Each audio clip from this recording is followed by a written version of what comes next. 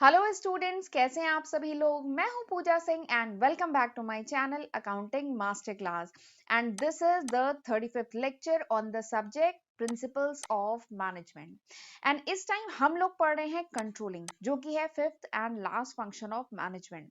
तो चलिए एक बार शॉर्ट में देख लेते हैं कि ये जो चैप्टर है कंट्रोलिंग का, इसमें हम कौन कौन से टॉपिक पढ़ चुके हैं लास्ट लेक्चर में। तो जो लास्ट लेक्चर था, लेक्चर 34th, इसमें मैंने आपको बेसिक पढ़ाया था कंट्रोलिंग का। मैंने आपको बताया था कंट्रोलिंग क्या होता है, इसके कैरेक्टरिस्टिक फीचर्स क्या है, इसकी इंपॉर्टेंस क्या है एंड लिमिटेशन क्या है। तो कह लीजिए हमने जो बेसिक था कंट्रोलिंग का वो हमने लास्ट लेक्चर में पढ़ लिया था एंड आज हम इसके आगे पढ़ेंगे। ठीक है, और कोशिश करिएगा कि ये लेक्चर भी जरूर देखिएगा, लेक्चर 34। अगर देख चुके हैं तो बहुत अच्छी बात है, बट अगर नहीं देखा है तो प्लेलिस्ट में जाके जरूर इस लेक्चर को भी जरूर देखिएगा। ठीक है, क्योंकि यहाँ पे बेसिक डिस्कस हुआ है मैंने। एंड प्रिंसिपल्स ऑफ मैनेजमेंट की मैंने एक सेपरेट प्लेलिस्ट बनाई हुई है अपने चैनल पे, तो जरूर एक बार उसको भी चेकआउट करिएगा। राइट, तो चलिए फिर आज का लेक्चर हम स्टार्ट करते हैं। तो आज सबसे पहले हम डिस्कस करेंगे relationship between planning and controlling. Planning और कंट्रोलिंग के बीच में क्या रिलेशनशिप है। तो हम प्लानिंग तो पढ़ चुके हैं। प्लानिंग क्या है? Planning is the first function of management. Management का पहला फंक्शन है। तो प्लानिंग हम जानते हैं, प्लानिंग मतलब डिसाइडिंग इन एडवांस। एडवांस में डिसाइड करना what is to be done, how it is to be done, क्या करें कैसे करें, ये सब एडवांस में जो डिसाइड किया जाता है उसी को प्लानिंग कहते हैं। और कंट्रोलिंग तो हमने लास्ट लेक्चर में ही देखा था। कंट्रोलिंग क्या होता है? कंट्रोलिंग में हम एक्चुअल परफॉर्मेंस को स्टैंडर्ड परफॉर्मेंस के साथ कंपेयर करते हैं। And if there is a negative deviation, अगर नेगेटिव डेविएशन है तब क्या किया जाता है? करेक्टिव एक्शन लिया जाता है। तो ये किया जाता है कंट्रोलिंग में। तो हमें कंट्रोलिंग एंड प्लानिंग ये तो अच्छे से समझ में आ गया, बट इनके बीच में क्या रिलेशनशिप है तो मोटा मोटा बताती हूँ। ये जो प्लानिंग एंड कंट्रोलिंग है ना, इनको कहा जाता है they are the two sides of a same coin. सिक्के के दो पहलू हैं। दे आर इनसेपरेबल, ये इनसेपरेबल है। प्लानिंग के बिना अधूरी है कंट्रोलिंग एंड कंट्रोलिंग के बिना अधूरी है प्लानिंग। ठीक है, दोनों कॉम्प्लीमेंट्री, एक दूसरे को कॉम्प्लीमेंट करते हैं, दोनों साथ में ही रहते हैं। प्लानिंग तो बहुत अच्छी कर ली पर कंट्रोलिंग नहीं की तो सब बेकार है। या कंट्रोलिंग तो तभी कर पाएंगे ना जब प्लानिंग आपने की हो। ठीक है, तो ये जो दोनों प्लानिंग एंड कंट्रोलिंग है, these two concepts are interrelated. ये जो है क्लोज है, इंटर रिलेटेड कॉन्सेप्ट है। They are inseparable twins of management. इनको क्या कहा जाता है? They are inseparable. ये इनसेपरेबल है, इनको आप सेपरेट नहीं कर सकते, ये दोनों साथ में चलते हैं। प्लानिंग एंड कंट्रोलिंग ये साथ में चलते हैं। इनसेपरेबल ट्विंस ऑफ मैनेजमेंट, ये मैनेजमेंट के ट्विंस हैं, प्लानिंग एंड कंट्रोलिंग। इसीलिए क्वेश्चन एग्जाम में बहुत पूछा जाता है कि प्लानिंग एंड कंट्रोलिंग के बीच में क्या रिलेशनशिप है। तो ये सिक्के के दो पहलू हैं, क्योंकि प्लानिंग कर ली पर कंट्रोलिंग नहीं की तो सब बेकार। कंट्रोलिंग करेंगे तभी जब प्लानिंग आपने की होगी। ठीक है, तो ये साथ में ही चलते हैं। ठीक, अब इनको 4 पॉइंट में यहाँ पे एक्सप्लेन किया गया है। चलिए सबसे पहला पॉइंट देखते हैं। अगर आपसे पूछा जाए रिलेशनशिप तो आप इस तरीके से पॉइंट में इन्हें एक्सप्लेन करेंगे। सबसे पहला पॉइंट क्या है कि controlling is blind without planning. यानी जो कंट्रोलिंग है वो ब्लाइंड है, वो उसका कोई मतलब नहीं है विदाउट प्लानिंग। ठीक है, क्योंकि देखिए कंट्रोलिंग हम जो करते हैं वो किसके बेसिस पे करते हैं? On the basis of standard. जो भी स्टैंडर्ड सेट किए गए हैं प्लानिंग में, आपने जो भी स्टैंडर्ड सेट किए हैं उसी के बेसिस पे तो कंट्रोलिंग की जाती है। और स्टैंडर्ड अगर एडवांस में सेट ही नहीं किए गए हैं, अगर प्लानिंग की ही नहीं गई है तो किस चीज को कंट्रोल किया जाएगा? ठीक है, चलिए एक एग्जांपल के साथ समझाती हूँ तब ज्यादा अच्छे से समझ आएगा। जैसे लास्ट लेक्चर में जो एग्जांपल लिया था ना वही लेते हैं। एक कार मैन्युफैक्चरिंग कंपनी है, उसका टारगेट है कि उसको 1 महीने में 100 कार का प्रोडक्शन करना है।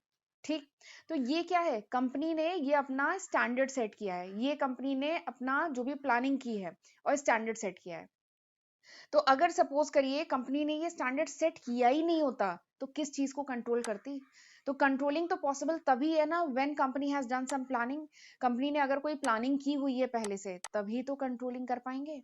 ठीक है, एक और एग्जांपल लेते हैं हमारी पर्सनल लाइफ से रिलेटेड। जैसे सपोज करिए एक स्टूडेंट है, उसने प्लानिंग की है कि उसे क्या करना है, 6 आवर एग्जाम आने वाला है, 6 घंटा डेली वो पढ़ाई करेगा। ठीक है, ये उसका प्लान है, ये उसने स्टैंडर्ड सेट किया है।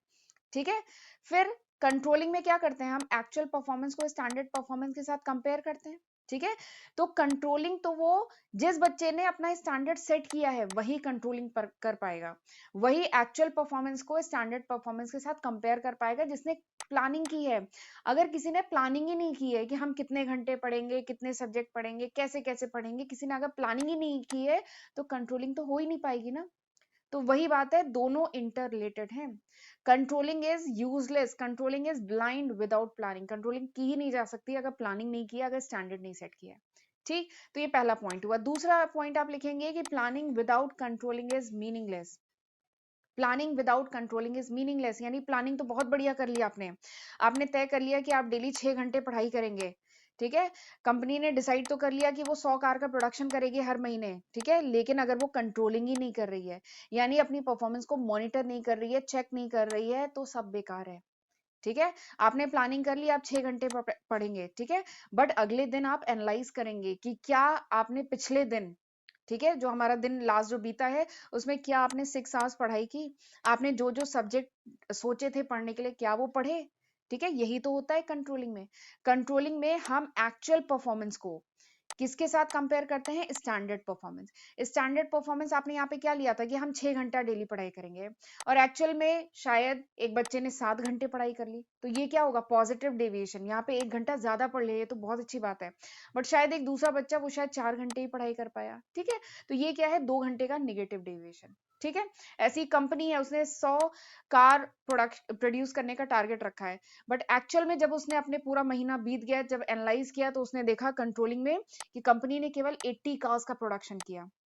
ठीक है, तो ये क्या है, कंट्रोलिंग। तो कंपनी ने देखा कि उसने 20 कार कम प्रोड्यूस की है, तो ये क्या है, कंट्रोलिंग। तो प्लानिंग तो बहुत अच्छी कर ली, लेकिन कंट्रोलिंग नहीं की तो सब बेकार है ना, फिर सारी प्लानिंग अधूरी रह जाएगी। तो वही है, planning without controlling is meaningless. ठीक, तो this is the second point. तीसरा जो पॉइंट है, एक बार स्क्रीन क्लियर कर देती हूँ, तीसरा जो पॉइंट है that is planning is prescriptive and controlling is evaluation.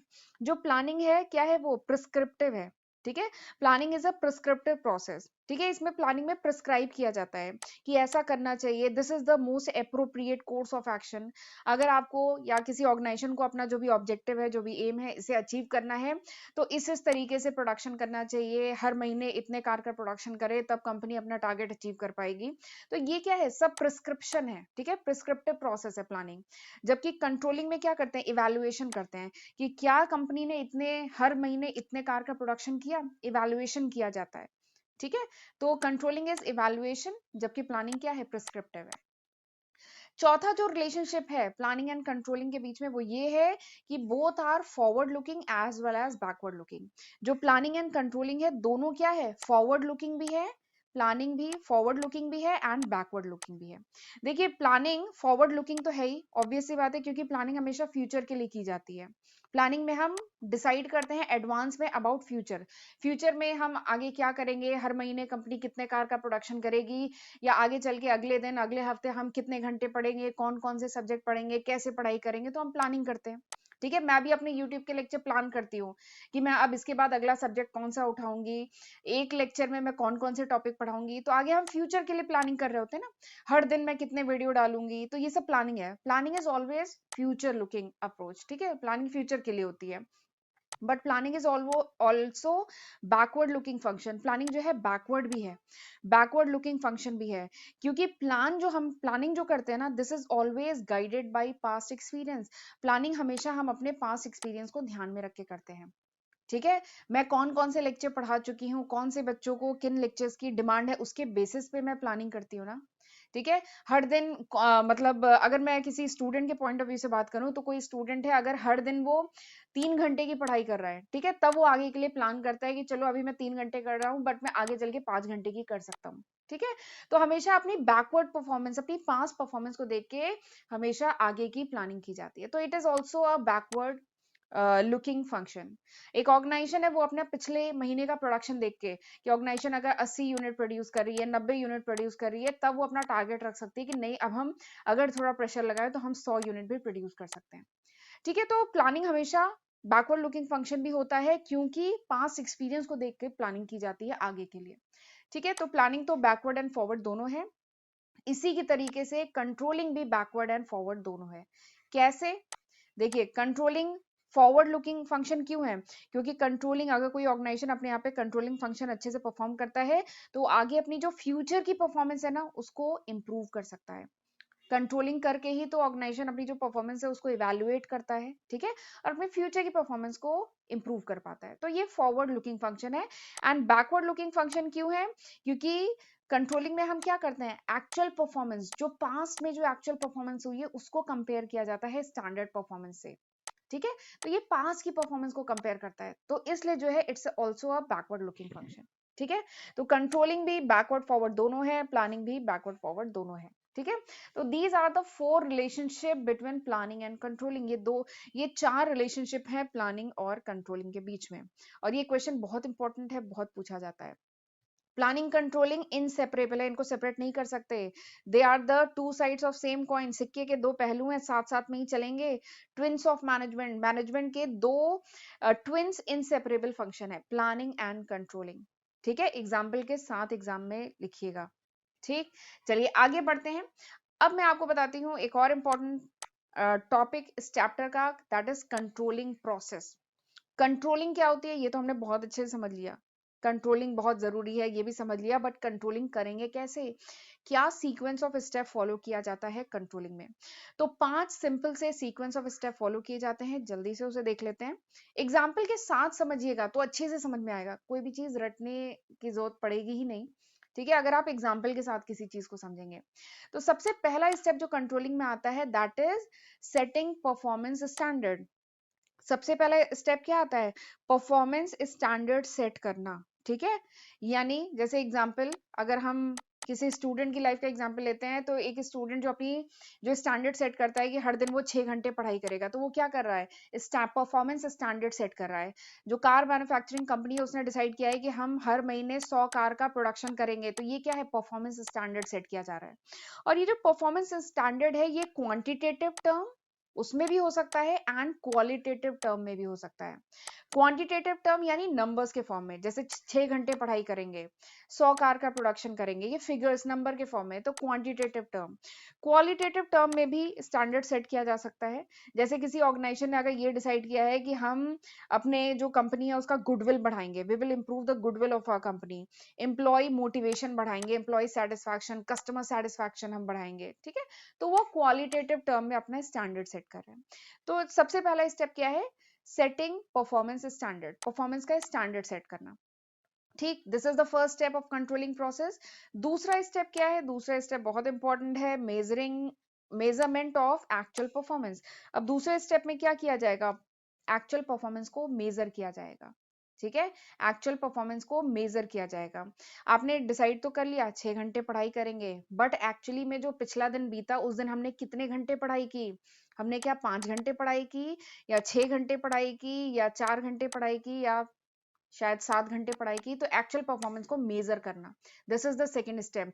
Company ने पूरे महीने बीत गया, फिर कंपनी ने कितने कार का प्रोडक्शन किया, 95 कार का प्रोडक्शन किया, या 80 कार का प्रोडक्शन किया, या 105 105 कार का प्रोडक्शन किया, कितने कार का प्रोडक्शन किया। तो वही स्टेप सेकंड है, मेजरमेंट ऑफ एक्चुअल परफॉर्मेंस, यानी जब परफॉर्मेंस हो जाए उसके बाद एक्चुअल परफॉर्मेंस को मेजर करना, this is the second step. तीसरा स्टेप क्या है, तीसरा स्टेप आप करेंगे कंपेरिजन। कंपैरिजन किसका, actual performance with standard performance, actual performance को स्टैंडर्ड परफॉर्मेंस के साथ कंपेयर करेंगे, ठीक है। एक्चुअल परफॉर्मेंस ये जो स्टूडेंट 6 घंटा पढ़ा कि 5 घंटा पढ़ा कि 7 घंटा पढ़ा, दिस इज एक्चुअल परफॉर्मेंस। और स्टैंडर्ड कितना सेट किया था, 6 घंटे पढ़ने का टारगेट सेट किया था, स्टैंडर्ड सेट किया था। तो अब स्टैंडर्ड को एक्चुअल के साथ कंपेयर करेंगे। तो सपोज करिए कोई गेस्ट वगैरह आ गए, कुछ प्रॉब्लम हो गई, नहीं पढ़ पाए, ठीक है। तो अगर स्टूडेंट ने 4 घंटे पढ़ाई की, ठीक है, और उसका स्टैंडर्ड उसने कितना सेट किया था, उसने 6 घंटे पढ़ने का अपना स्टैंडर्ड सेट किया था, और वो 4 घंटे ही पढ़ पाया, ठीक है। तो यहाँ पे क्या आ रहा है, डेविएशन आ रहा है। खैर डेविएशन अभी हम अगले उसमें बात करेंगे, यहाँ पे केवल हम कंपेयर करेंगे। एक्चुअल परफॉर्मेंस 4 घंटे की हुई और स्टैंडर्ड सेट किया था 6 घंटे, ठीक है।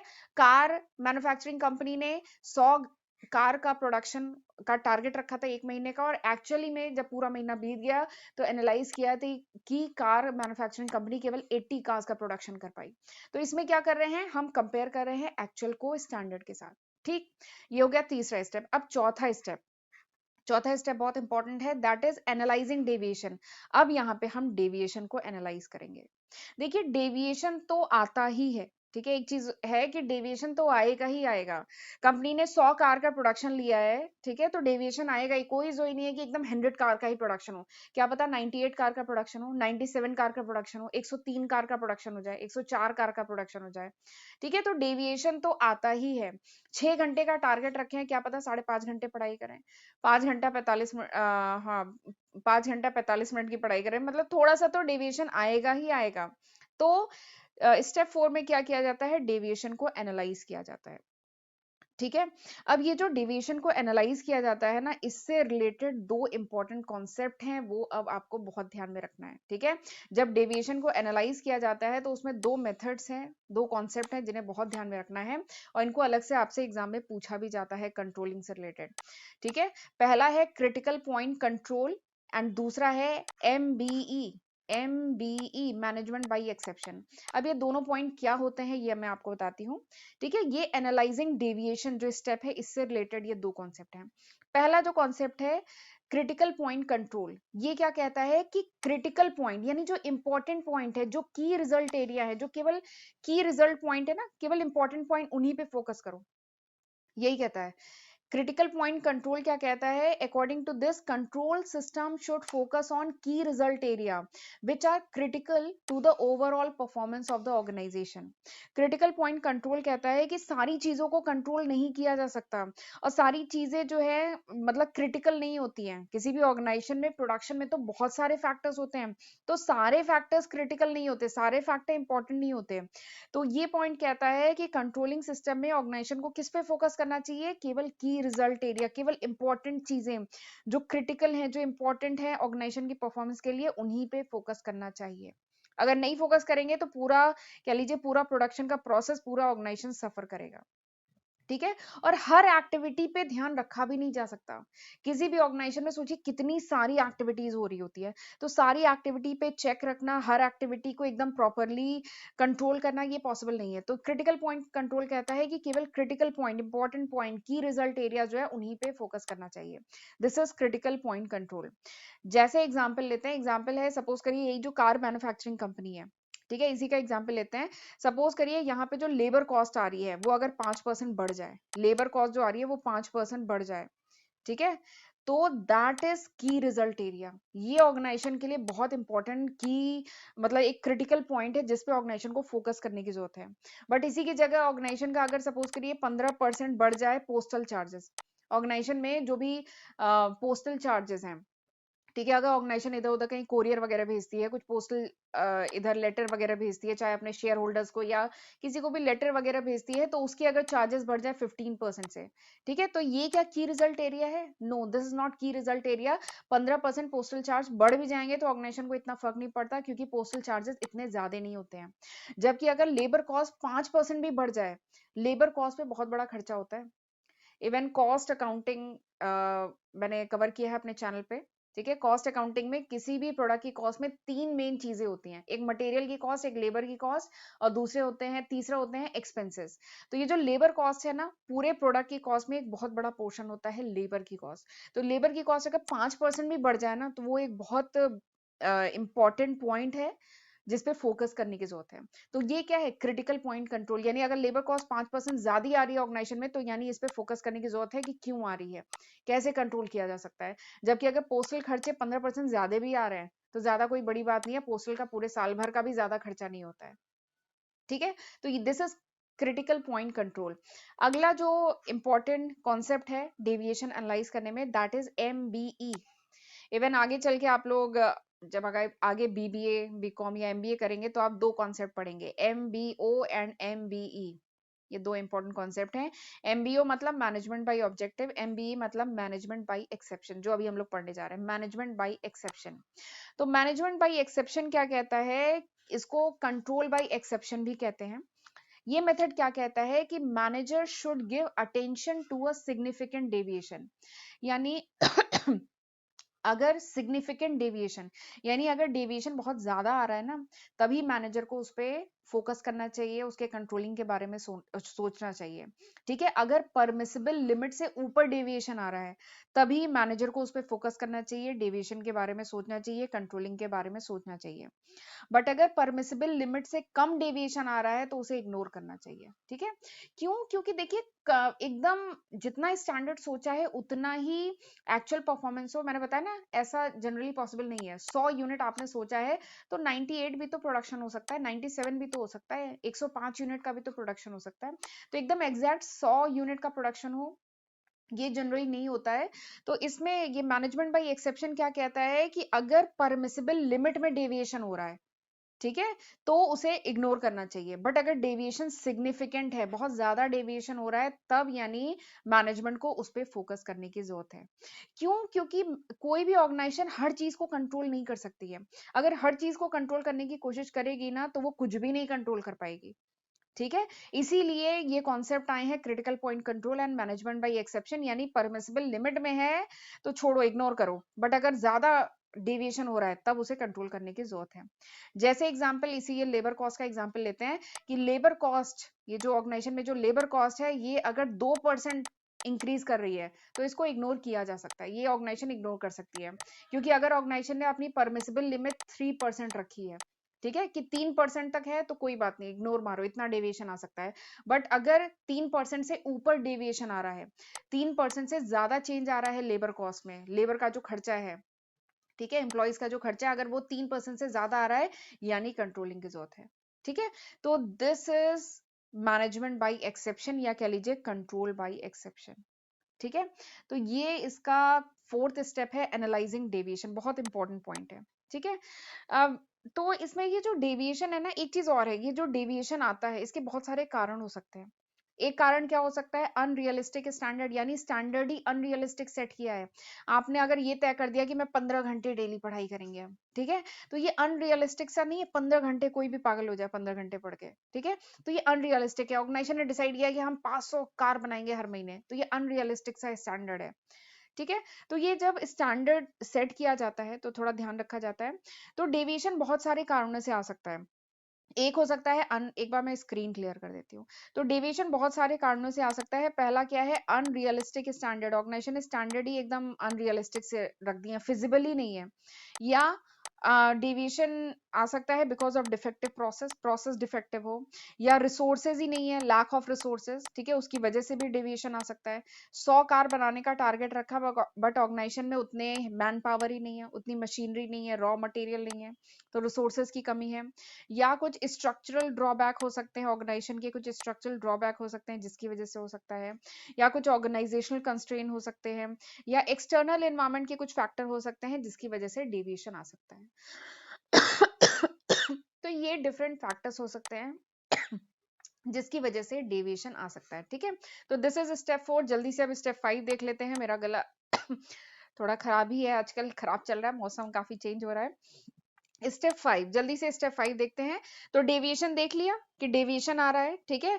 कंपनी ने 100 कार प्रोडक्शन का सोचा था और डेविएशन आया, ठीक है। सपोज करिए 90 कार कंपनी ने प्रोड्यूस किए, ठीक है, तो यहाँ पे 10 कार का डेविएशन आ गया, ठीक है। फिर 5वें स्टेप में क्या किया जाता है? Taking corrective action.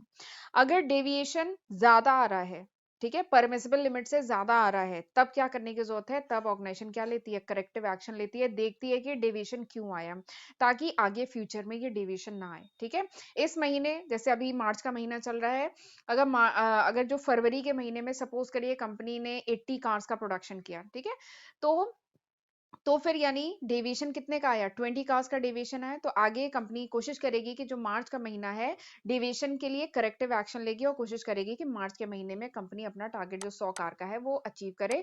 तो इसमें करेक्टिव एक्शन लेती है, जो भी गलती रह गई फरवरी के महीने में उसको कंपनी क्या करती है? चेक करने की कोशिश करती है, ताकि मार्च के महीने में कंपनी अपना टारगेट अचीव कर ले 100 कार का। ठीक है, तो दिस इज कंट्रोलिंग प्रोसेस। ये सिंपल सा कंट्रोलिंग प्रोसेस है। एग्जाम्पल के साथ समझेंगे तो बहुत आसान है। सबसे पहला स्टेप, स्टैंडर्ड सेट करना, ठीक है। 100 कार का हमने टारगेट सेट कर लिया। अगले स्टेप में क्या करते हैं, परफॉर्मेंस को मेजर करते हैं, कितने कार का प्रोडक्शन किया, तो सपोज करिए 80 कार का प्रोडक्शन किया। तीसरे स्टेप में क्या करते हैं, कंपेयर करते हैं, 80 को कंपेयर करेंगे 100 से, कंपैरिजन करेंगे एक्चुअल परफॉर्मेंस को स्टैंडर्ड परफॉर्मेंस के से, ठीक है। फिर चौथे स्टेप में क्या करेंगे, एनालाइजिंग डेविएशन, देखेंगे कि ये डेविएशन क्या परमिसिबल लिमिट में है, डेविएशन को एनालाइज करेंगे कि क्या ये डेविएशन परमिसिबल लिमिट में है, ठीक है। तो अगर सपोज करिए परमिसिबल लिमिट 5% रखा गया है, यानी ये 5% डेविएशन हो तो कोई बात नहीं, उससे ऊपर आए तब कंसीडर करना है। तो ये तो परमिसिबल लिमिट से ज्यादा है ना, तो यानी इस डेविएशन को कंसीडर किया जाएगा और उसके अकॉर्डिंग क्या किया जाएगा, करेक्टिव एक्शन लिए जाएंगे, ठीक है, ताकि अगले महीने कंपनी 100 यूनिट का प्रोडक्शन कर सके। तो ये सिंपल से 5 स्टेप होते हैं कंट्रोलिंग प्रोसेस में, ठीक। आई होप आपको समझ में आ गया होगा। चलिए आगे बढ़ते हैं। अब मैं आपको बताती हूँ, अच्छा आगे बढ़ने से पहले मैं थोड़ा सा बताना चाहती हूँ, this is the list of subject जो मैं आज की तारीख यानी मार्च 2022 तक अपने चैनल पे अपलोड कर चुकी हूँ। अगर ये वीडियो आप कुछ महीने बाद देख रहे हैं, कुछ साल बाद देख रहे हैं, तो इसमें होपफुली कई नए सब्जेक्ट ऐड हो चुके होंगे, ठीक है। इसमें इवन मैंने प्रिंसिपल्स ऑफ मैनेजमेंट का सब्जेक्ट भी नहीं लिखा है। आज ये प्रिंसिपल्स ऑफ मैनेजमेंट इस लेक्चर के साथ मेरा ये जो पीओएम प्रिंसिपल्स ऑफ मैनेजमेंट का जो पेपर था सब्जेक्ट, वो आज फिनिश होता है। मैंने पांचों फंक्शन बहुत डिटेल में पढ़ा दिए, साइंटिफिक मैनेजमेंट थ्योरी, ठीक है, सारे ही फ्यूल की थ्योरी, ये सारे ही कॉन्सेप्ट मैंने बहुत डिटेल में पढ़ा दिए हैं, और इसी के साथ प्रिंसिपल्स ऑफ मैनेजमेंट भी खत्म होता है आज मेरा, ठीक है। तो वो मैंने ऐड नहीं किया है, अब उसको भी इसमें ऐड कर लीजिएगा। सेपरेट प्लेलिस्ट बनी हुई है इन सारे ही सब्जेक्ट की, तो जरूर इनका फायदा उठाइए। ये सब मैं आप लोगों के लिए कर रही हूँ, ये सारे लेक्चर्स मैंने आप लोगों के लिए अपलोड किए हैं अपने चैनल पे, जरूर इनका फायदा उठाइए। और चैनल पे पहली बार आए हैं तो चैनल को सब्सक्राइब किए बिना मत जाइएगा, मोटिवेशन मिलता है, बस लगता है कि नहीं मेरे साथ जुड़े हुए हैं, मेरे साथ इतने बच्चे पढ़ रहे हैं, मोटिवेशन मिलता है। और प्लीज मुझे कमेंट सेक्शन में जरूर बताइए करिए कि हाउ वाज दिस लेक्चर, ये लेक्चर कैसा था, आपके लिए यूजफुल था कि नहीं। नहीं यूजफुल था तो वो भी बताया करिए, कोई दिक्कत नहीं है कि मैडम नहीं समझ में आया, बट यूजफुल था तो वो भी बताया करिए, ठीक है। आपके लिए 1 सेकंड लगेगा, लेकिन आपने नोटिस किया होगा मेरा हर लेक्चर आधे घंटे का एटलीस्ट होता है, ठीक है। तो हम लोग आपके लिए आधे घंटे का लेक्चर प्रिपेयर करने के लिए हमें पीपीटी बनानी पड़ती है, एडिटिंग होती है, बहुत एफर्ट लगता है एक एक वीडियो बनाने में। तो आप लोगों को केवल एक अगर पसंद आए तो लाइक का बटन दबाना होता है, और कमेंट करने में तो शायद 1 सेकंड लगता है। तो प्लीज हमें मोटिवेट करते रहा करिए ताकि हम इसी तरीके से लेक्चर्स लाते रहें, ठीक है। चलिए आगे बढ़ते हैं। एक छोटा सा कॉन्सेप्ट और बचा है, डेविएशन। तो डेविएशन क्या होता है, डेविएशन मतलब एक्चुअल परफॉर्मेंस को स्टैंडर्ड परफॉर्मेंस के साथ कंपेयर करना। एक्चुअल परफॉर्मेंस यानी हमने जितने भी घंटे पढ़ाई की, और स्टैंडर्ड हमने क्या सेट किया था, एग्जाम्पल है ये, स्टैंडर्ड हमने क्या सेट किया था कि हम 6 घंटे पढ़ाई करेंगे, एक्चुअली में शायद हम 5 घंटे पढ़ाई कर पाए, ठीक है। तो डिफरेंस बिटवीन एक्चुअल परफॉर्मेंस और स्टैंडर्ड परफॉर्मेंस, इसको कहते हैं डेविएशन। और ये जो डेविएशन है कोई जरूरी नहीं है कि निगेटिव डेविएशन ही हो, it could be positive, positive भी हो सकता है। आपने स्टैंडर्ड सेट किया था कि आप 6 घंटा पढ़ाई करेंगे, ठीक है, लेकिन एक्चुअली में आपका मन लग गया पढ़ाई में, पढ़ते गए, समय का ध्यान ही नहीं रहा, ऐसा भी होता है एग्जाम टाइम में, प्रेशर के कारण पढ़ते रहते हैं और बहुत इंटरेस्टिंग टॉपिक पढ़ रहे होते हैं, तो समय का ध्यान ही नहीं रहता, आपने 8 घंटे पढ़ाई कर ली, ठीक है, कंपनी ने 120 कार का प्रोडक्शन कर दिया, तो ये क्या है, पॉजिटिव डेविएशन, ये अच्छी बात है, पॉजिटिव डेविएशन है, डेविएशन है लेकिन पॉजिटिव है। 100 कार का टारगेट लिया था, 120 कार प्रोडक्शन कर दिया, ये पॉजिटिव डेविएशन है, इसमें करेक्टिव एक्शन की जरूरत नहीं है। लेकिन अगर निगेटिव डेविएशन आता है, 6 घंटे का टारगेट लिया था, 4 घंटे पढ़ाई की, निगेटिव डेविएशन है यानी करेक्टिव एक्शन लेने की जरूरत है, ठीक है। तो ये एक छोटा सा कॉन्सेप्ट था जो बताना था आपको, ठीक है। तो चलिए एक बार शॉर्ट में रिवाइज कर लेते हैं आज हमने क्या क्या पढ़ा। तो आज मैंने आपको सबसे पहले बताया relationship between planning and controlling, planning and controlling के बीच में क्या रिलेशनशिप है, सिक्के के दो पहलू हैं ये, they are the inseparable twins of management, management के इंसेपरेबल ट्विंस हैं प्लानिंग एंड कंट्रोलिंग, ये पहला फंक्शन है, ये पांचवा फंक्शन है, ठीक। फिर उसके बाद हमने प्लानिंग का प्रोसेस पढ़ा, तो 5 स्टेप होते हैं प्लानिंग प्रोसेस में, ठीक। फिर उसके बाद ये जो एनालाइजिंग डेविएशन, जो डेविएशन एनालाइज करते हैं, इसमें 2 मेथड होते हैं डेविएशन एनालाइज करने के, क्रिटिकल पॉइंट कंट्रोल जिसको सीपीसी भी कहते हैं, क्रिटिकल पॉइंट कंट्रोल, और अगला क्या है, एमबीई, मैनेजमेंट बाय एक्सेप्शन। दोनों बहुत इंपॉर्टेंट कॉन्सेप्ट है, अलग से भी पूछे जाते हैं, तो इनको थोड़ा ज्यादा ध्यान रखिएगा, ठीक। और उसके बाद मैंने लास्ट में आपको बताया पॉजिटिव एंड निगेटिव डेविएशन, ठीक है। तो ये सारे ही कॉन्सेप्ट आज के लेक्चर में हमने डिटेल में डिस्कस किए हैं, और उसी के साथ मेरा आज कंट्रोलिंग का टॉपिक खत्म होता है, और कंट्रोलिंग का टॉपिक खत्म होने के साथ प्रिंसिपल्स ऑफ मैनेजमेंट का जो सब्जेक्ट है वो भी आज खत्म होता है, ठीक है। तो this was all about today's lecture. I hope आपको ये पूरा बढ़िया से समझ में आया होगा। अप्रोक्सीमेटली 50 लेक्चर्स वीडियो में, 49 49 लेक्चर्स वीडियो में मैंने ये पूरा प्रिंसिपल्स ऑफ मैनेजमेंट का सब्जेक्ट कंप्लीट किया है। इन पे मैंने एमसीक्यू भी डिस्कस किए हैं, लगभग 100 एमसीक्यू डिस्कस हुए हैं प्रिंसिपल्स ऑफ मैनेजमेंट पे, तो जरूर इन्हें चेकआउट करिएगा, खुद भी पढ़िएगा और अपने फ्रेंड के साथ भी ज्यादा से ज्यादा शेयर करिएगा, ठीक है। और वीडियो पसंद आए तो लाइक करना मत भूलिएगा। चलिए फिर मिलते हैं अगले लेक्चर में, ठीक है। God bless you.